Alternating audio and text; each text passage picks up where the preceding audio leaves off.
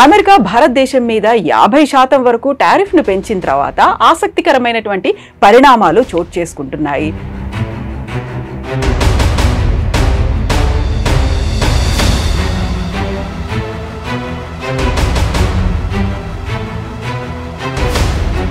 ముందు వెనక ఏది చూసుకోకుండా మనకి 25% కాస్త 50% టారిఫ్ అయింది. ఆ తర్వాత జరుగుతున్నటువంటి వరుస పరిణామాలు, సిరీస్ ఆఫ్ ఎపిసోడ్స్ ఎలా అనిపిస్తున్నాయి మీకు? మనకు అమెరికా నుంచి వచ్చిన కొత్త న్యూస్ 2 రోజుల ముందు వచ్చింది న్యూయార్క్ టైమ్స్లో. చదివాను మొత్తం ఆర్టికల్. అది దాంట్లో ఏం చెప్పానంటే ఈ 50% రష్యా ఆయిల్కి సంబంధమే లేదు. మోదీ గారు ఆ ట్రిప్ కంప్లీట్ చేసి క్రొయేషియాకి వెళ్తున్నప్పుడు మోదీ గారికి ఫోన్ చేశారు. కెనడా నుంచి బయలుదేరుతున్న టైంలో యూఎస్కి వచ్చి ఒక హాఫ్ అన్ అవర్ ఇక్కడ ఉండి వెళ్ళండి అని చెప్పారు వాషింగ్టన్. మోదీ గారు అన్నారు, sorry I have to go to Croatia. So ఇలాంటి కండిషన్లోనే అసలు మోదీ పట్టించుకోవట్లేదని తెలిసిన తర్వాత అక్కడ ఒక క్రై అనేది వినిపిస్తుంది. యుఎస్ ప్రెసిడెంట్ అడ్వైజర్ ఒకరు ఉన్నారు, నవారో అని చెప్పి, పీటర్ నవారో. ట్రంప్ వాళ్ళ ఏజెంట్. ఆయన అపార్ట్మెంట్లు అమ్ముతుండే, రియల్ ఎస్టేట్ అమ్ముతుండే.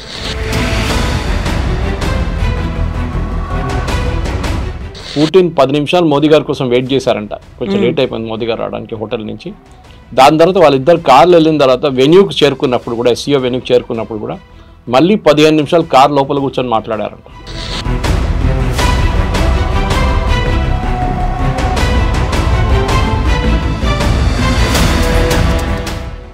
ట్రంప్ని ఒక లెసన్ నేర్పియాలని చెప్పి వీళ్ళు డిసైడ్ చేసుకున్నారు.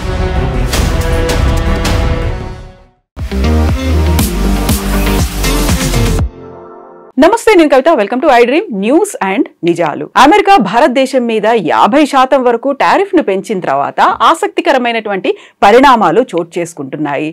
ఏనుగు లాంటి భారతదేశాన్ని ఎలుక లాంటి అమెరికా ఢీకొట్టబోతోంది అంటూ అమెరికాలో ఉన్నటువంటి ఎకానమిస్టులు కామెంట్స్ చేస్తూ స్ట్రాంగ్ స్టేట్మెంట్లు ఇస్తూ ఉంటే, మరోవైపు భారత్, చైనా, రష్యా కలిసి పరస్పర సహకారం చేసుకోవాలని డిసైడ్ అయ్యాయి. ఆ దిశగా ముందుకెళ్తున్నాయి. ఇక్కడే ఏనుగు అండ్ డ్రాగన్ కలిసి పనిచేయాల్సినటువంటి అవసరం ఉంది అనేటువంటి మాట అమెరికాకు సంబంధించి పరోక్షంగా హెచ్చరికలు చేస్తూనే చైనా అధ్యక్షుడు కూడా చెప్పడం.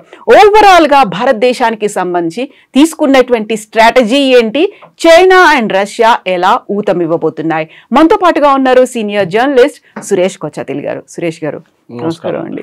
సో ముందు వెనక ఏది చూసుకోకుండా రష్యా నుంచి మనం ఇంధనాన్ని కొనుగోలు చేస్తున్నాము, ఉక్రెయిన్కి సహాయపడుతున్నాము, యుద్ధంకి పరోక్షంగా అనేటువంటి దాంతో మనకి 25% కాస్త 50% టారిఫ్ అయింది. ఆ తర్వాత జరుగుతున్నటువంటి వరుస పరిణామాలు, సిరీస్ ఆఫ్ ఎపిసోడ్స్ ఎలా అనిపిస్తున్నాయి మీకు? మనకు అమెరికా నుంచి వచ్చిన కొత్త న్యూస్ 2 రోజుల ముందు వచ్చింది న్యూయార్క్ టైమ్స్లో. చదివాను మొత్తం ఆర్టికల్. అది దాంట్లో ఏం చెప్పానంటే ఈ 50% రష్యా ఆయిల్కి సంబంధమే లేదు. చాలా క్లియర్గా చెప్పారు. ఎందుకంటే ప్రధానమంత్రి గారు కెనడాకి వెళ్ళినప్పుడు అక్కడ మీటింగ్లో, G7 మీటింగ్లో ఉన్నప్పుడు ట్రంప్ ఒక రోజు ముందు వచ్చేసారు, మీకు గుర్తుంటుంది. అవును, నేను అక్కడ ప్రాబ్లం ఉంది యూక్రెయిన్లో, నేను చూడడానికి వెళ్తున్నాను అని చెప్పేసి వాషింగ్టన్కి వచ్చేసారు. మోదీ గారు వచ్చాకన్నా ముందు ఏం చేశారు అక్కడ అంటే, అక్కడ వచ్చిన తర్వాత one of the meetings Asim మునీని పిలిపించారు పాకిస్తాన్ నుంచి. భోజనం పెడతాను నిన్ను అని చెప్పి పిలిపించారు అక్కడికి. మోదీ గారు ఆ ట్రిప్ కంప్లీట్ చేసి క్రొయేషియాకి వెళ్తున్నప్పుడు మోదీ గారికి ఫోన్ చేశారు. కెనడా నుంచి బయలుదేరుతున్న టైంలో యూఎస్కి వచ్చి ఒక హాఫ్ అన్ అవర్ ఇక్కడ ఉండి వెళ్ళండి అని చెప్పారు వాషింగ్టన్. వచ్చి డిన్నర్ చేసి వెళ్ళండి. మోదీ గారు అన్నారు, sorry I have to go to Croatia. అప్పుడు ట్రంప్ చెప్పారంట, what is Croatia, such a small country, ఇంత చిన్న దేశం, ఇంత పెద్ద ఇంపార్టెన్స్ ఏమి ఇస్తున్నారు మీరని. తర్వాత తెలిసింది అక్కడున్న రేర్ ఎర్త్స్ ఉంది, దానికి అగ్రిమెంట్కి వెళ్ళారు మోదీ గారు అని చెప్పేసి. మోదీ గారు వెళ్ళలేదు. మోదీ గారికి అర్థమైపోయింది గేమ్ ఏంటనేది. ట్రంప్కి ఏం కావాలంటే అజీమ్ మునీని అక్కడ ఉంచుకొని వైట్ హౌస్లో మోదీ గారు వచ్చినప్పుడు ఇద్దరిని ఒక రూమ్లో తీసుకొచ్చి షేక్ హ్యాండ్ చేసి, నేనే చూడండి పాకిస్తాన్ ఇండియా యుద్ధం ఆపానని చూపాడు. మోదీ గారికి ఆ గేమ్ ముందే తెలిసిపోయింది. మోదీ గారు కావాలంటే వాషింగ్టన్కి వెళ్తుండే, అజీమ్ మునీర్ అక్కడ లేకుంటే మోదీ గారు బహుశా వెళ్తుండే అప్పుడు, కానీ వెళ్ళలేదు. Event to Croatia. అది ట్రంప్కి చాలా కోపం వచ్చింది. ఎందుకంటే ఫస్ట్ టైం మనం చూస్తున్నాం నోబెల్ పీస్ ప్రైజ్కి యూజువల్లీ క్యాంపెయినింగ్ ఉండదు, ఎవరు క్యాంపెయిన్ చేయరు. ఎందుకంటే నార్వీజియన్ కమిటీ వాళ్ళు చాలా సీక్రెటివ్గా అనలైజ్ చేస్తారు, ఎవరు రన్నింగ్లో ఉన్నారు, ఎవరు లీడింగ్లో ఉన్నారు, ఏం చెప్పారు వాళ్ళు. కానీ ఫస్ట్ టైం చూస్తున్నట్టే వైట్ హౌస్లో ఉన్న అందరూ, ఇంక్లూడింగ్ వాళ్ళ ప్రెస్ సెక్రటరీ కానివ్వండి, వాళ్ళ కామర్స్ సెక్రటరీ కానివ్వండి, వాళ్ళ ఫారెన్ అఫైర్స్ డీల్ చేస్తున్న అందరూ ట్రంప్కి నోబెల్ ప్రైజ్ అని రికమెండ్ చేసుకుంటూ పోతున్నారు. ఒక ఇంగ్లీష్ చెప్తాడు, ఇట్స్ ఎంబారస్మెంట్ అయిపోయింది. ఇప్పుడు ఏం చేయాలని అర్థం కావట్లేదు, ఎందుకంటే ఎవడు పట్టించుకోవట్లేదు. ఏ యుద్ధాన్ని ఆపారంటే ఏదో ఆఫ్రికాలో 2 దేశాలు కొట్టుకున్నారంట, వాళ్ళని ఆపారంట. ఇక్కడ అజర్బైజాన్ ఆర్మీనియా కొట్టుకున్నారంటే వాళ్ళని ఆపారంట. అది యుద్ధాలు కాదు, అది చిన్న చిన్న డిఫరెన్స్ ఒపీనియన్ ఉంది. పెద్ద యుద్ధం అయితే యుక్రెయిన్ రష్యా నడుస్తుంది, దాన్ని ఆపలేకపోతున్నారు. భారతదేశం పాకిస్తాన్ ఆపని చెప్తారు, మనం చెప్తాం మనం అసలు పట్టించుకోలేదు. యుఎస్ని అసలు ఎవరు మాట్లాడలేదు. యుఎస్ వైస్ ప్రెసిడెంట్ మాట్లాడు, మన ఫారిన్ సెక్రటరీతోని మోదీ గారితో మాట్లాడారు. ట్రంప్ అంటున్నారు, నన్వీట్లో లేసి అంటారు, ఇప్పటిదాకా 27 సార్లు చెప్పారు నేనే ఆపాను అంటారు. కానీ ఒక ప్రూఫ్ లేదు, ఏం లేదు. ముందన్నారు మా వాళ్ళు మాట్లాడారన్నారు, నిన్న మొన్న అంటున్నారు నేనే మాట్లాడాను అంటున్నారు. యూజువల్లీ ఒక ప్రెసిడెంట్ అండ్ ప్రైమ్ మినిస్టర్ మాట్లాడినప్పుడు ప్రెసిడెంట్ మాట్లాడినప్పుడు రీడౌట్ అని ఒకటి కాన్సెప్ట్ ఉంటుంది. అంటే కాల్ రికార్డ్ చేస్తారు, మొత్తం 2 సైడ్లు చేస్తారు, వాళ్ళు చేస్తారు వీళ్ళు చేస్తారు. ద ఐడియా ఏంటంటే మీడియాకి ఒక ప్రెస్ నోట్ లాగా ఇవ్వడానికి వాళ్ళకి ఒక రీడౌట్ కావాల్సి వస్తుంది. బహుశా మొత్తం మాట్లాడిన యూజువల్లీ మీడియాకి ఇవ్వరు. మేజర్ పోర్షన్స్ ఎడిట్ చేసి వాయిస్ కాకుండా టెక్స్ట్ బేస్లో మీడియాకి రిలీజ్ చేస్తారు. ఇది మాట్లాడారు ట్రంప్ మోదీ, వాళ్ళు ఇది అగ్రీ చేశారు, ఇది డిసగ్రీ చేశారు, ఇది చేద్దామని చెప్పారు, అక్కడికి ఇదని అన్ని మొత్తం ఒక పారాగ్రాఫ్, ఒక 5-10 పారాగ్రాఫ్ తయారు చేసి బుల్లెట్ పాయింట్స్ లాగా ఈవెన్ పారాగ్రాఫ్ లాగా చేసి ఇచ్చేస్తారు మీడియాకి. ఈసారి ఇది జరగలేదు, ఎందుకంటే మోదీ గారు కాలే చేయలేదు ట్రంప్. వ్యాన్స్ కాల్ చేశారు, అదే రికార్డులో ఉంది, దాంది రీడౌట్ వచ్చేస్తుంది. దాంట్లో క్లియర్గా చెప్పారు పాకిస్తాన్ గురించి అసలు మాట్లాడలేదు, పాకిస్తాన్ గురించి ఆఫర్ కూడా చేయలేదు, వాళ్ళు ఏం చేయలేదు. కానీ ట్రంప్కి ఏంటంటే ఈ భారతదేశం పాకిస్తాన్ యుద్ధం నేను ఆపాను, ఒక న్యూక్లియర్ వార్ నేను ఆపాను, దాంతోపాటు నేను ట్రేడ్ డీల్ కూడా అగ్రీ చేసుకున్నాను వాళ్ళతో అని చెప్పానండి. ఇప్పుడు ట్రేడ్ డీల్ ఏమైందండి? ఇప్పుడు ట్రేడ్ డీలే లేదు. ఇప్పుడు పాకిస్తాన్ ఇంత ఎక్సైటెడ్ ఎందుకు అయిపోతున్నారు, యుఎస్ పాకిస్తాన్ వైపు ఎందుకు వెళ్తున్నారు అంటే, ఒకటి మనందరూ చూడు, ట్రంప్ వాళ్ళ ప్రైవేట్ ఫ్యామిలీకి ఒక బిట్ కాయిన్ కంపెనీ ఉంది ఒకటి, ట్రంప్ వాళ్ళ కొడుకు దాంట్లో డైరెక్టర్. ఆ కంపెనీ పాకిస్తాన్కి వచ్చి ఇన్వెస్ట్ చేశారు.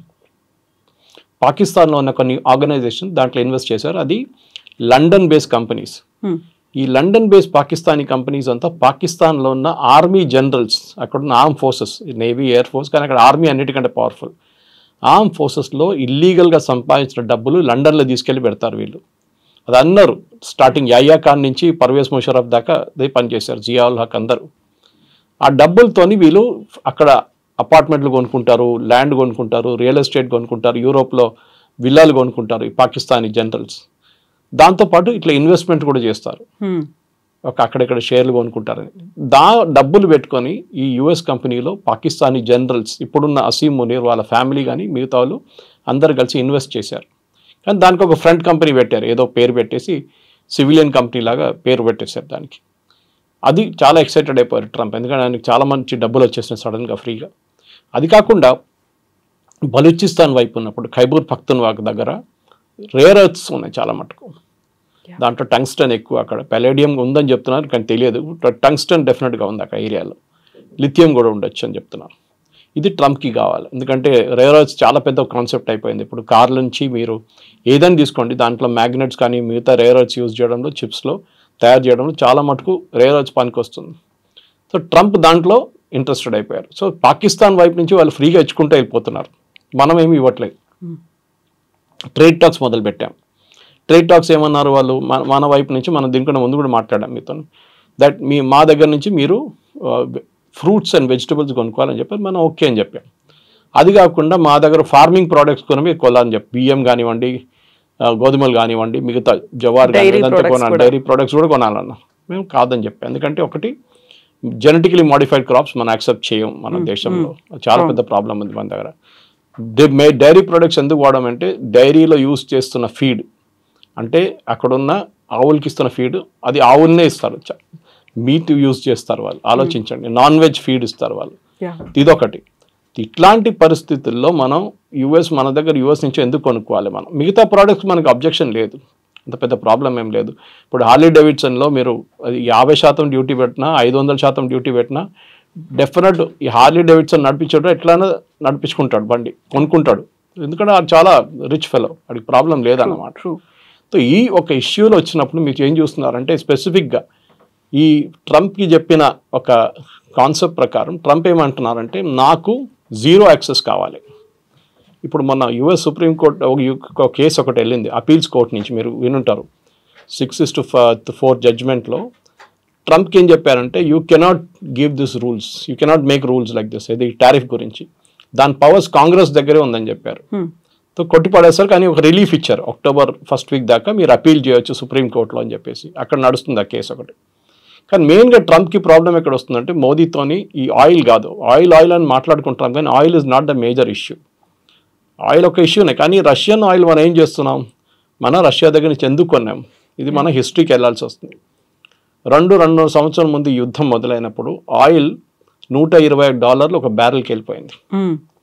70లో ఉంటుంది యూజువల్లీ యావరేజ్, 70, 72, 73, 120కి వెళ్ళిపోయింది. అప్పుడు బైడెన్ ఫుల్ పరేషాన్ అయిపోయామన్నారంటే ఫోన్ చేసి మోదీకి మీరు రష్యన్ ఆయిల్ కొనుక్కోండి, అది రీఫైన్ చేసి లోకంలో ఎక్కడైనా మీరు అమ్ముకోండి అని చెప్పారు.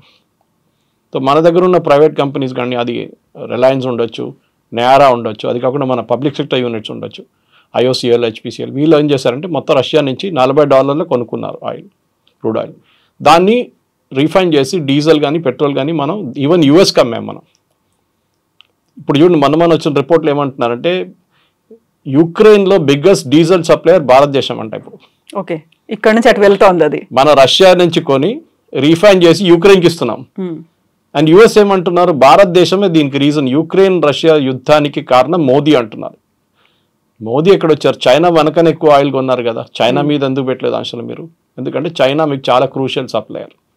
మీకు నట్టు బోల్ట్ కావాలంటే చైనాని తెప్పించుకోవాలి, మీరు లోకల్గా ప్రొడ్యూస్ చేయలేరు, మీకు కాస్ట్ చాలా ఎక్కువ అయిపోతుంది.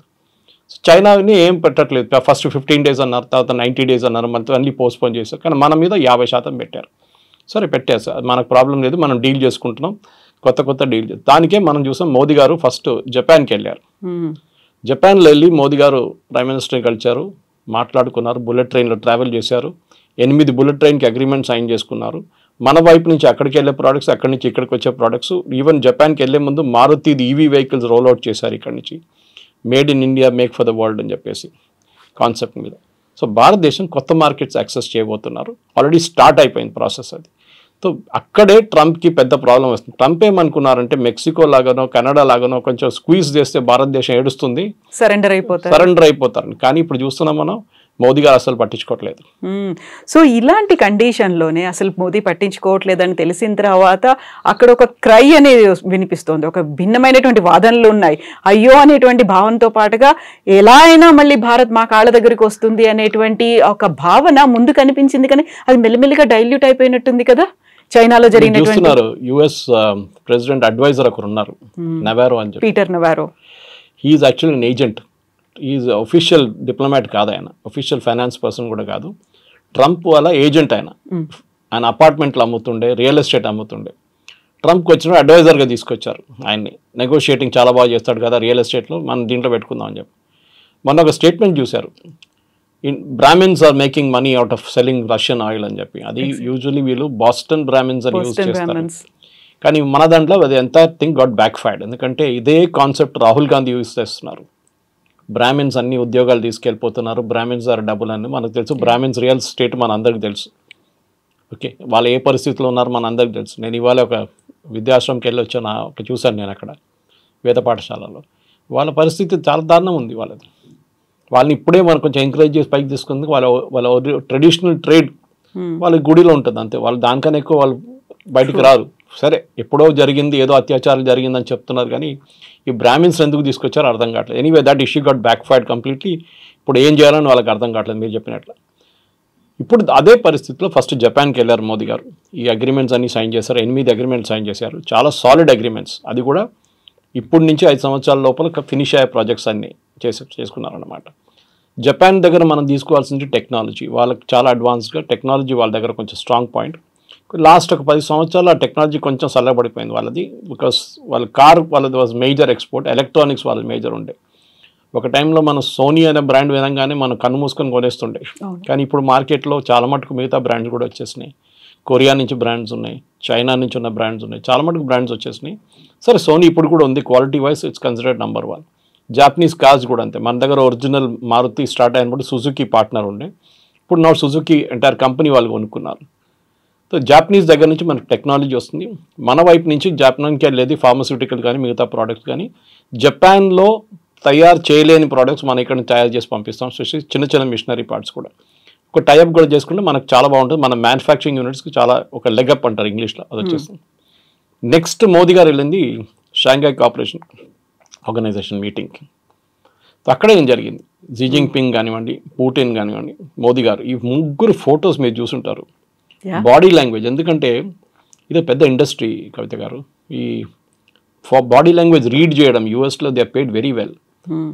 మీరు నేను మాట్లాడుకొని సౌండ్ మ్యూట్ చేసేస్తే మనం ఏం మాట్లాడమని చెప్పి ఒక మూడో మనిషి చెప్పొచ్చు. లిప్ రీడింగ్ అంటారు వాళ్ళు, దాన్ని మైండ్ రీడింగ్ అంటారు, అన్నీ చేస్తారు వాళ్ళు, what are they speaking about అనేది. సో ట్రంప్ కానివ్వండి, చాలామంది అడిగారు మోదీ గారు పుటిన్ జీ జిన్పింగ్ ఏ లాంగ్వేజ్లో మాట్లాడారని అడిగారు. వాళ్ళు పక్కనే ట్రాన్స్లేటర్స్ ఉంటారు, వాళ్ళు ఇయర్ షాట్లో ఉంటారు, అంటే ఫోటో ఫ్రేమ్ కన్నా కొంచెం బయట నిలబడతారు కావాలని చెప్పి వాళ్ళని అట్లానే ట్రైన్ చేశారు వాళ్ళని. అది కాకుండా ఇంకో చాలా ఇంపార్టెంట్ ఫోటో మనం చూసాం, పుటిన్ అండ్ మోదీ, పుటిన్ కార్లో ట్రావెల్ చేస్తున్నారు. It's a nuclear proof car అది, దాని మీద మీరు న్యూక్లియర్ బాంబ్ వేస్తే కూడా ఏం కాదు ఆ కార్కి, అట్లాంటి ప్రోడక్ట్. ఎందుకంటే బాంబ్ ప్రూఫ్ అంటే అందరు తయారు చేస్తారు, ఇప్పుడు మన దగ్గర తెలంగాణలో ఉంది బాంబ్ ప్రూఫ్ కార్లు, but that is a nuclear కానీ even bio hazard can handle అన్నమాట. బయోవార్ జరిగితే కూడా ద కార్కి ఇంపాక్ట్ ఉండదు. మోదీ కోసం ఫస్ట్ మనం చూసే ఒఫీషియల్ న్యూస్ ఇది, మనం పర్సనల్ చెప్పట్లేదు, ఏదో బీజేపీ వాళ్ళు చెప్పారు, ఆర్ఎస్ఎస్ వాళ్ళు చెప్పలేదు, కానీ పుటిన్ 10 నిమిషాలు మోదీ గారి కోసం వెయిట్ చేశారంట, కొంచెం లేట్ అయిపోయింది మోదీ గారు రావడానికి హోటల్ నుంచి. దాని తర్వాత వాళ్ళిద్దరు కార్లు వెళ్ళిన తర్వాత వెన్యూకి చేరుకున్నప్పుడు కూడా, ఎస్సీఓ వెన్యూకి చేరుకున్నప్పుడు కూడా మళ్ళీ 15 నిమిషాలు కార్ లోపల కూర్చొని మాట్లాడారంట. ఆఫ్ కోర్స్ ట్రాన్స్లేటర్స్ ఉంటారు కార్లో, వాళ్ళకని కాన్ఫిడెన్షియల్ ఉంటుంది, భయం మాట్లాడే మనకేం తెలియదు. సో ఆబ్వియస్లీ ఆ బాడీ లాంగ్వేజ్ పుటిన్ కానీ మోదీ కానీ, అదే టైంలో జీ జిన్పింగ్ అండ్ మోదీ, వీళ్ళు ముగ్గురు ఒక ఆల్టర్నేటివ్ ఫ్రంట్ ఫామ్ చేస్తున్నారు. యుఎస్ చేస్తున్న బ్లాక్మెయిల్ వాళ్ళిద్దరు కూడా ఇంపాక్ట్ అయింది, రష్యాకి ఇంపాక్ట్ అయింది ఎప్పటి నుంచో, చైనాకు కూడా ఇంపాక్ట్ అవుతుంది ఇప్పుడు. సో ఒక ట్రంప్ని ఒక లెసన్ నేర్పియాలని చెప్పి వీళ్ళు డిసైడ్ చేసుకున్నారు. దాంట్లో 2-3 రూట్స్లో చేయొచ్చు. ఒకటి ఈ ముగ్గురు రాష్ట్రాలు కలుపుకుంటే, రష్యా, ఇండియా, చైనా కలుపుకుంటే 36% మన వరల్డ్ జీడిపి వాళ్ళ దగ్గర ఉంది. ఓకే, అప్రాక్సిమేట్లీ ద $1 trillion కూడా it's I think around $36 trillion trade ఉంది వాళ్ళ దగ్గర. అది కాకుండా అన్నిటికంటే ఇంపార్టెంట్ ఏంటంటే వీళ్ళు ఒక ఆల్టర్నేటివ్ స్విఫ్ట్ సిస్టమ్, అంటే అమెరికా డాలర్ టర్మ్స్లోనే అన్నీ మాట్లాడతారు. మీకు గుర్తుంది కవిత గారు, ఇది బ్రిక్స్ వచ్చినప్పుడు లాస్ట్ ఒక 6 నెలల ముందు ట్రంప్ వచ్చినప్పుడే ఇమ్మీడియట్గా ట్రంప్ థ్రెటన్ చేశారు సౌత్ ఆఫ్రికాని, బ్రెజిల్ని, మీరు ఆల్టర్నేట్ కరెన్సీ తీసుకొస్తే మీ పని నేను చూసుకుంటానులే అని చెప్పేసి. అవును, ఎందుకంటే భయం ఏంటంటే డాలర్ని రీప్లేస్ చేసేస్తే డాలర్ విలువ పోతుంది మొత్తం కంప్లీట్గా. ఆల్రెడీ చాలా వీక్ అయిపోయింది డాలర్. మనం ఇండియన్ రూపీతో కంపేర్ చేయకూడదు, బికాజ్ ఇండియన్ రూపీ చాలా వీక్ అయింది, కానీ ఆల్ కరెన్సీస్ వీక్ అయింది అంటే అన్నిటికంటే తక్కువ ఇండియన్ రూపీ. మీరు బ్రిటిష్ పౌండ్తో కంపేర్ చేయండి డాలర్ పడిపోయింది యాక్చువల్లీ విలువలో. ఎనీవే అది మనకు సబ్జెక్ట్ మ్యాటర్ కాదు, కానీ మన ఇక్కడ అంటే ఆల్టర్నేటివ్ పేమెంట్ సిస్టమ్ ఒకటి ఫామ్ చేయాలి. మనం ఇది ఎప్పుడు చూసామంటే ఫస్ట్ ఇరాన్ మనకి ఆయిల్ మనం కొనుక్కున్నప్పుడు వీళ్ళు ఇరాన్ మీద ఆంక్షలు పెట్టారు, ఎవరు, యుఎస్. వీళ్ళు న్యూక్లియర్ ప్లాంట్లో మిసైల్స్ తయారు చేస్తున్నారు అది ఇది చెప్పి. మనం ఏం చేసాం, రూపీ పేమెంట్ చేసాం ఫస్ట్. తర్వాత ఏం చేసాం, బార్టర్ పేమెంట్ చేసాం. వాళ్ళకి బియ్యం కావాలంటే మనం వాళ్ళకి బియ్యం ఇచ్చాం, వాళ్ళు మనకు ఆయిల్ ఇచ్చారు. దాని తర్వాత యూఎస్ వచ్చి మళ్ళీ స్ట్రిక్ట్ చేశారు, మీరు ఇంకా చేస్తే మిమ్మల్ని అది చేస్తాం అని చెప్తే సరే మనం అక్కడి నుంచి క్లోజ్గా ఇరాన్ని బంద్ చేసేసాం ఆయిల్ సప్లై. మళ్ళీ రష్యా నుంచి మొదలుపెట్టాం, రష్యా నుంచి కొనుక్కుంటున్నాం. ఇది డాలర్ని ఆపడానికి కూడా మనం చాలా మటుకు సహాయం చేశాం, కానీ ఇప్పుడు we will not help them at all. Dollar free float కానివ్వండి, డాలర్ ఎక్కడ పోతే అది పోనివ్వండి, మనకు ప్రాబ్లం లేదు. ఆయిల్ ప్రైస్ కూడా నేను చెప్పినట్లు బైడెన్ ఏం చెప్పారు ఆ టైంలో, ఆయిల్ ప్రైస్ హోల్డ్ చేయండి, ఇండియా ఇట్లా రీఫైన్ చేసి పంపిస్తే ఆయిల్ ప్రైస్ $70-80 ఉంటుంది, లేకుంటే $200 వెళ్తుండే అని చెప్పి యుఎస్ ఎకానమిస్టే చెప్తున్నారు. భారతదేశం ఇంటర్ఫియర్ కాకపోతే రష్యన్ ఆయిల్తోని world wide crude oil prices $200 వెళ్ళిపోతుంటే మొత్తం వరల్డ్ ఎకానమీ దెబ్బతింటుండే. సో భారతదేశాన్ని అప్రిషియేట్ చేయకుండా ట్రంప్ ఏమో మన మీద ఆంక్షలు విధిస్తున్నారు. మీరు తీసుకొని యుక్రెయిన్ రష్యా వార్లో పెడతారు, రష్యా ఆయిల్ అమ్మితే కూడా చైనాకి అమ్ముతున్నారు కదా, వాళ్ళు డబ్బులు ఇస్తారు కదా. టర్కీ తీసుకుంటున్నారు, టర్కీ నేను చెప్పట్లేదు, ఎందుకంటే మిడిల్ ఈస్ట్లో టర్కీ పనికి వస్తారు. ఇదంతా ట్రంప్ ఆడే గేమ్ అనమాట. దీంట్లో అన్నిటికంటే ఇంపార్టెంట్ కవిత గుర్తుపెట్టుకోవాలి, టఫ్గా ఉన్న నేషన్స్ మనం టఫ్గా యాక్ట్ చేస్తే వాళ్ళు అసలు ఏం చేయరు, భయపడతారు యుఎస్. వీక్ నేషన్స్ని మొత్తం షుగర్ కేన్ జ్యూస్ మన చేస్తాం పిండేసి అట్లా పిండి చేసుకుంటారు వాళ్ళు. మెక్సికోతో చూసిన ఇప్పుడు ఏమంటున్నారు, మెక్సికోని ఫస్ట్ ఒక టారిఫ్ అన్నారు, మళ్ళీ నెక్స్ట్ టారిఫ్ అన్నారు. ఇప్పుడు ట్రంప్ నిన్న స్టేట్మెంట్ ఇచ్చారు ఏంటంటే మనం ఏం కావాలంటే చేసుకుంటే ఏం చేయలేరు మెక్సికో అని చెప్పి. మెక్సికో ఏం చేయలేరంట, మనం ఏం కావాలంటే చేసుకుంటాం మనం, మెక్సికో నేను చెప్పేది వింటారు వాళ్ళని. ఆలోచించండి వాళ్ళ పరిస్థితి, హెల్ప్లెస్ కంప్లీట్లీ. సో ఆ పరిస్థితికి మనం రాకుండా మోదీ గారు టఫ్గా ఉంటున్నారు. కానీ మన దేశంలో ఒకటే పార్టీ ప్రాబ్లం వీళ్ళకందరికీ, కాంగ్రెస్ ఏమో మోదీ గారు ఏం చేస్తే దాన్ని వ్యతిరేకిస్తారు. యూఎస్తో ఫ్రెండ్షిప్ పెట్టుకుంటే యూఎస్ ఫ్రెండ్షిప్ పెట్టుకున్నారంటారు. ఇప్పుడు యూఎస్తో కాకపోతే మళ్ళీ యూఎస్ ఎందుకు మీరు ట్రంప్తో ఎందుకు గొడవ పెట్టుకుంటా అంటారు. చైనాతో ఎందుకు పెట్టుకున్నారు మీరు అంటారు. కాంగ్రెస్ ఒక కన్ఫ్యూజ్ పాలసీ ఉంది. కానీ మోదీ గారు చాలా డెలిబరేట్గా మన కొత్త మార్కెట్స్ కోసం, అది యూ ఉండొచ్చు, యూకే ఆల్రెడీ మనం FTA సైన్ చేసాం, యూరోపియన్ ట్రేడ్ బ్లాక్ సైన్ చేసేసాం మొన్న. ఇదన్నీ చూస్తే మన డాలర్ని ఈజీగా టర్న్ చేయొచ్చు. ఒక ఎగ్జాంపుల్ ఇస్తాను మీకు. కీటెక్స్ అని చెప్పి మన దగ్గర నంబర్ 1 ఇండియా నుంచి వెళ్ళే నంబర్ 1 లిటిల్ స్టార్ బ్రాండ్ యూఎస్లో టార్గెట్ అండ్ అక్కడున్న మేజర్ రీటైలర్స్లో అమ్ముతారన్నమాట వాళ్ళు. ఆ కంపెనీ మొన్న స్టేట్మెంట్ ఏమి ఇచ్చారంటే మేము యూఎస్కి ఇప్పుడు మా ఎక్స్పోర్ట్ వెళ్ళట్లేదు, చాలా ఎక్కువ రేట్ ఎక్కువైపోయింది, వాల్మార్ట్ వాళ్ళు తీసుకుంటలేరు ఇప్పుడు అని. మేమేం చేస్తున్నాం, ఇండియాలోనే మేము 1000 షాపులు ఓపెన్ చేయబోతున్నాం అని చెప్పారు. So Sabu Jacob whose MD of the company, మన వరంగల్ పెద్ద ఫ్యాక్టరీ పెట్టారు. మేము అదే టర్న్ ఓవర్ మేము ఇండియాలో ఈ 1000 స్టోర్లతో తెచ్చుకుంటాం, మాకు మార్జిన్స్ ఎక్కువ ఉంది మాకు ఇక్కడ. అక్కడేమో చాలా వేఫర్ థిన్ మార్జిన్లు ఆపరేట్ చేస్తున్నాం మేము. టార్గెట్ కానీ వాల్మార్ట్ ఎక్కువ డబ్బులు ఇయ్యారు, వాల్యూమ్ గేమ్ ఆడతారు వాళ్ళు. సో ఇప్పుడు ఇండియాలో స్టార్ట్ చేస్తే ఇండియన్ మార్కెట్ 140 కోట్ల మంది ఉన్నారు. We can sell the same product good price here in India అంటున్నారు వాళ్ళు. సో మన ఎకనామిక్ టైమ్స్లో కూడా ఒక ఆర్టికల్ వచ్చింది దాని గురించి. సో ఓవరాల్గా ఇప్పుడు ఏమైపోతుందో డొమెస్టిక్ మార్కెట్ మీద కూడా చాలా కాన్సన్ట్రేట్ చేస్తున్నారు మోదీ గవర్నమెంట్. దానికోసం GST రేషనలైజేషన్ వస్తుంది. ఇప్పుడు GST రేషనలైజేషన్ చాలా ప్రోడక్ట్ 0కి వెళ్ళిపోతుంది, లేకుంటే 5 లేకుంటే 18, ఈ 3 బ్యాండ్లో ఉండిపోతుంది అనమాట. సో డొమెస్టిక్ కన్జంప్షన్ కూడా పెంచితే మనం డెఫినెట్గా ఇంకా కొత్త మార్కెట్లు, చైనా ఉండొచ్చు, రష్యా ఉండొచ్చు, యూరోప్ ఉండొచ్చు.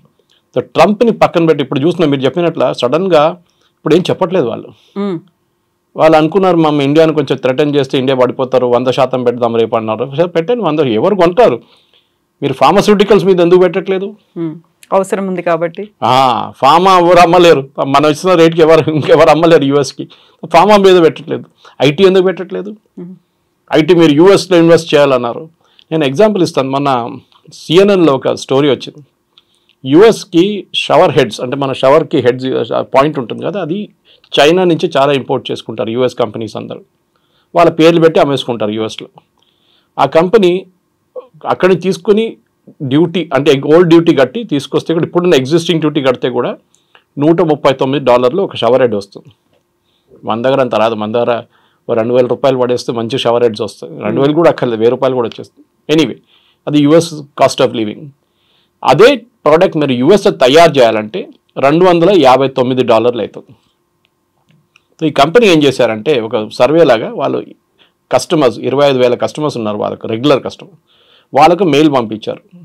ఈ 2 ఆప్షన్స్ ఉందండి, చైనాని తెచ్చుకుంటే 139, ఇక్కడంటే 259, మీరు ఏం తీసుకుంటారు అని అడిగారు. ఒక్కరు కూడా యూఎస్ అని చెప్పట్లేదు, అందరూ చైనీస్ తీసుకుంటామేమంటారు. US is out priced itself, ఎందుకంటే వాళ్ళ వేజ్ చాలా ఎక్కువ అయిపోయింది. అది వాళ్ళకు ఒక టైంలో అడ్వాంటేజ్ ఉండే, ఇప్పుడు డిసడ్వాంటేజ్గా మారింది. ఆ వేజెస్లో ఐఫోన్ కొనుక్కుంటారు, ఐప్యాడ్లు కొనుక్కుంటారు అనుకున్నారు, కానీ ఇప్పుడు బేసిక్ లివింగ్, డైలీ ఎక్స్పెన్సెస్, మీరు వెళ్ళారు మన యూఎస్, మీకు తెలుసు, డైలీ ఎక్స్పెన్సెస్ కోసం వాళ్ళు చూసుకుంటున్నారు. వాళ్ళు they are looking at how to survive. ఆ సర్వైవల్లో మీకు ఐప్యాడ్లు కొనడం, ఐఫోన్లు కొనడం కాదు. ఓకే, మీరు ఎట్లా బతుకుతారో మీరు అది చూస్తున్నారు ఫస్ట్ అన్నమాట. అది చాలా ఇంపార్టెంట్. సో ఆ పరిస్థితికి వచ్చినప్పుడు ట్రంప్ ఇప్పుడు ఏం చేయబోతున్నా చూడాలి. ఎందుకంటే నెక్స్ట్ 6 months యూఎస్ ఎకానమీ ఒక టైల్ స్పిన్లో వెళ్ళిపోతుంది కంప్లీట్గా. అసలు ఏం చేయలేకపోతారు యూఎస్ ఎకానమీ. ఎందుకంటే ఒకసారి రెసెషన్ వచ్చింది అనుకోండి, రెసెషన్ వస్తే అంతే సంగతి. ఇన్ఫ్లేషన్ వస్తే ఇంకా ఘోరం అయిపోతుంది. ఈ 2 ఫ్యాక్టర్స్ వస్తే యూఎస్లో, ఎందుకంటే ఇప్పుడు మీరు అమ్ముతున్న ప్రోడక్ట్, ఇప్పుడు ట్రంప్ వాళ్ళ అడ్వైజర్స్ ఏమంటున్నారు, మేము ఎంత $4 trillion ఈ 10 సంవత్సరాలు వీ కెన్ గెయిన్ అంటున్నారు. ట్రంప్ ఉండబోయేది 4 సంవత్సరాలు, మీరు 10 years గురించి ఎట్లా మాట్లాడతారండి మీరు?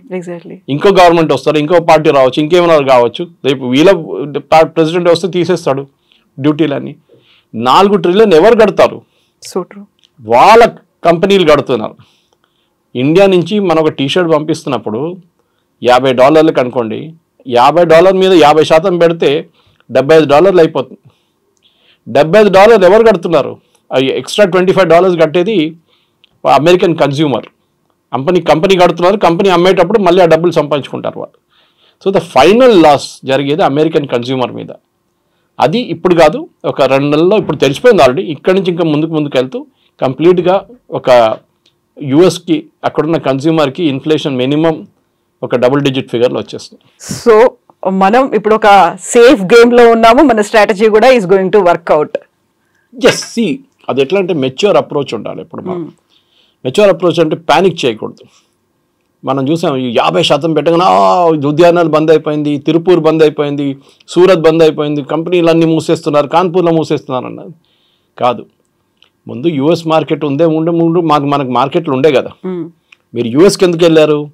మీకు వాల్యూ కొంచెం ఎక్కువ దొరుకుతుంది. మీకు $5 వెళ్ళే ప్రోడక్ట్కి మీరు ఇండియాలో అమ్ముకుంటే అదే $10 మీరు యూఎస్లో అమ్ముకోవచ్చు. దానికోసం మీకు ప్రాఫిట్ కొంచెం ఎక్కువ ఉంటుందని మీరు అక్కడికి వెళ్ళారు. కానీ రిస్క్ ఉంటుంది ఇట్లాంటిది. రేపు యూఎస్ మార్కెట్లో డబ్బు లేదనుకోండి కొనడానికి, ఎవరు కొనరు. Your product will remain on the shelf. Exporter అక్కడ ఇంపోర్ట్ చేస్తున్నాడు, బంద్ చేసేస్తాడు మార్కెట్, ఖతం అయిపోయిందని దివాలా అయిపోతాడు. సో దాట్ పొజిషన్కి రాకుండా మనం మెచ్యూర్గా రియాక్ట్ అయ్యాం. ఈ రీజనల్ కోఆపరేషన్తో చైనా కానివ్వండి, రష్యాతోని కోఆపరేట్ చేసుకుంటే మన మార్కెట్ క్రియేట్ చేసుకోవచ్చు ఇక్కడే. చైనాతో మనకు చాలా ప్రాబ్లమ్స్ ఉన్నాయి, లేదని లేదు. బార్డర్ ప్రాబ్లమ్స్ చాలా ఉంది, రిజాల్వ్డ్ ఇష్యూస్, అన్రిజాల్వ్డ్ ఇష్యూస్ ఉన్నాయి. కానీ నమ్మకమైన మిత్రుడా అనేటువంటి డౌట్ వస్తుంది కదా. అది ఇంగ్లీష్లో అంటారు, యువర్ ఎనిమీస్ మై ఫ్రెండ్ అంటారు. ఓకే, మీరు ప్రయారిటీ ఏంటి ఇప్పుడు? ఓకే, నమ్మకం ఉందంటే ఎవరు నమ్మచ్చు? యూఎస్ నమ్మచ్చా? నమ్మలేం కదా. 71లో ఇదేలాగా మన మీద శాంక్షన్స్ పెట్టారు. వాజ్పేయి గారు పోఖ్రాన్ 2 చేసినప్పుడు శాంక్షన్స్ పెట్టారు. Sanctions, not tariff. శాంక్షన్స్ అంటే మీరు కొనలేరు, అమ్మలేరు, ఆంక్షలు కంప్లీట్గా. ఆలోచించండి, థమ్స్అప్ ఎట్లా వచ్చింది పైకి? ఆ స్టోరీ ఇంకోటి ఇది. దట్ ఈస్ బికాజ్ కోకోకోలాని జార్జ్ ఫెర్నాండెస్ భారతదేశం తరిమి కొడితే థమ్స్అప్ పైకి వచ్చింది ఆ టైంలో. మనం డొమెస్టిక్ ప్రొడక్ట్స్ ఎన్ని క్రియేట్ చేసాం మనం. అట్లాంటిది ఇప్పుడు యూఎస్ ప్రొడక్ట్స్ ఎన్ని వాడుతున్నాం మనం. రెస్టారెంట్ పాసిబ్లీ మెక్డానల్డ్స్ కానివ్వండి, KFC కానివ్వండి, పెప్సీ కానివ్వండి, కోక్ అనొచ్చు. మిగతా ఏం కొంటున్నాం మనం US products? We don't have any major share. Nike shoes అని చెప్పొచ్చు. Okay, they are all made in India. ఇప్పుడు రాయల్టీ చేస్తున్నారేమో, అది ఇంకో మాట. అది కానీ the main point right now, భారతదేశానికి కొత్త మార్కెట్స్ ఓపెన్ చేస్తున్నారు. మోదీ గారు టిపికల్ సేల్స్మెన్ లాగా తిరుగుతున్నారు. అదే ప్రధానమంత్రి పని, ప్రెసిడెంట్ పని అదే. ఏ దేశమైనా చూడండి, మ్యాక్రాన్ ఇండియాకి వచ్చినప్పుడు ఫస్ట్ వాళ్ళ ఎయిర్క్రాఫ్ట్ అమ్మడానికి ట్రై చేస్తారు. ట్రంప్ ఇక్కడ వెళ్ళితే వాళ్ళ ప్రోడక్ట్స్ అమ్మడానికి ట్రై చేస్తారు. జాపనీస్ ప్రైమ్ మినిస్టర్ అయినప్పుడు వాళ్ళ కార్లు, వాళ్ళ ఎలక్ట్రానిక్ ప్రోడక్ట్స్ మార్కెట్ చూసుకుంటారు. That is the job. ఇప్పుడున్న ప్రధానమంత్రి కానీ ప్రెసిడెంట్స్ కానీ అంటే యాక్చువల్ రోల్లో ఉన్న వాళ్ళు, నాట్ ద సెరమోనియల్ రోల్. మన దగ్గర president is a ceremonial role, కానీ prime minister is an active role. వాళ్ళ పని ఇది. వాళ్ళ దేశంలో తయారు చేసిన ప్రోడక్ట్స్ని ఇంకో మార్కెట్లో అమ్మడానికి ప్రధానమంత్రి ఇస్ ద బెస్ట్ సేల్స్మెన్. ఆయన చేయనియండి, 6 నెలలు వెయిట్ చేయండి, అప్పుడు చూడండి. తర్వాత ట్రంపే దిగొస్తారు. 6 నెలలు అక్కర్లేదు, 3 నెలలు దిగొస్తారు. ఎందుకంటే ఇక సీన్ దట్ బ్లాక్మెయిల్ పనిచేయట్లేదు, వీళ్ళు పట్టించుకోరు మమ్మల్ని.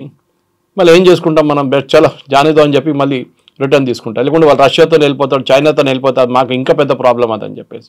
ఇక ట్రంప్కు అన్నిటికంటే పెద్ద భయం అది ఒకటే. వీళ్ళు ముగ్గురు కలిస్తే ఇంకొక ఆల్టర్నేట్ బ్లాక్ అయిపోతుంది. అది చాలా పెద్ద థ్రెట్ యూఎస్కి అనమాట. సో దానికోసం he will have to do a climb down. Problem is ట్రంప్కి సొంత ఒపీనియన్ లేదు. వాళ్ళ చుట్టుపక్కల అడ్వైజర్స్ ఉన్నారు చూడండి, ఆల్ హాట్ హెడెడ్ ఫెలోస్. వాళ్ళు ఇస్తున్న అడ్వైజ్ మీద నడుస్తున్నారు. బాంబు వేయరా అంటే బాంబు వేసేస్తాడు, బాంబు వద్దంటే బాంబు తీసేస్తాడు, 25 పెట్టమంటే 25 పెడతాడు, 50 తీస్తే 50 తీసేస్తాడు. ఒక స్టెబిలిటీ లేదు. ఈవెన్ యూఎస్ కంపెనీస్ అదే అంటున్నారు. యూఎస్ కంపెనీ మొన్న కూడా 2 గైడెన్స్ ఇచ్చారు. వాళ్ళు ఏమంటున్నారు, వీ నీడ్ ప్రెడిక్టబిలిటీ. మీరు స్టేబుల్గా చేయండి, చేయొద్దని చెప్పట్లేదు, ట్రంప్ గారు అంటున్నారు. కానీ బీ స్టేబుల్ అబౌట్ ఇట్. ఒక మాట ఒక వారం అంటారు, మళ్ళీ నెక్స్ట్ వీక్ వచ్చి ఇంకో మాట అంటారు. ఒక ప్రెసిడెంట్ కానీ, ఎస్పెషల్లీ యూఎస్ ప్రెసిడెంట్ కానప్పుడు చాలా స్టేబుల్ ఉండాలి థింకింగ్లో. ఎందుకంటే మీ చెప్పిన ఒక్కొక్క వర్డ్ ఇంటర్నేషనల్ మార్కెట్లో చాలా పెద్ద రామిఫికేషన్ క్రియేట్ చేస్తుంది. సో దానికోసం ట్రంప్ని ఇప్పుడు ఎవరు సీరియస్గా తీసుకుంటలేరు. So much so vice president మొన్న JD Vance ఒక స్టేట్మెంట్ ఇచ్చినప్పుడు అందరూ ఎక్సైట్ అయిపోయారు. ట్రంప్కి ఏమైనా ఉంటే నేను ఉన్నాను కదా, నేను ప్రెసిడెంట్ అయిపోతానన్నారు. ఎమర్జెన్సీ టైంలో ఐఎమ్ దేర్ అనేమాట. ఆలోచించండి. Why did you have to say it? ఎందుకు చెప్పారో ఎవరికి అర్థం కావట్లేదు. చెప్పారు కానీ దాని పెద్ద ఇష్యూ అయిపోయింది. మళ్ళీ ట్రంప్ పోతున్నాడా ఉంటాడా అని చెప్పేసి. మిడ్ టర్మ్ పోల్స్ రాబోతుంది యూఎస్లో. మిడ్ టర్మ్ వస్తుంది నెక్స్ట్ 1 yearలో. ఆ మిడ్ టర్మ్లో డెఫినెట్గా రిపబ్లికన్స్ ఓడిపోతారు. అప్పుడు ఏం చేస్తారు?